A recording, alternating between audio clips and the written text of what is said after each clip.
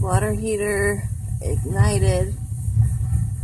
I'm changing it from the lowest gas setting to the very highest gas setting with no change in, it appears at least there's no change in the amount of fuel that's being released, which is a concern since the water heater was not working after not being in the house for a couple days, meaning no hot water activity.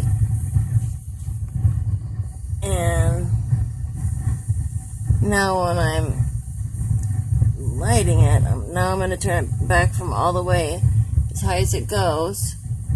This is the recommended setting, I believe. It's two triangles matching up, and then I'm going to turn it down to low, which seems like it's just the pilot light.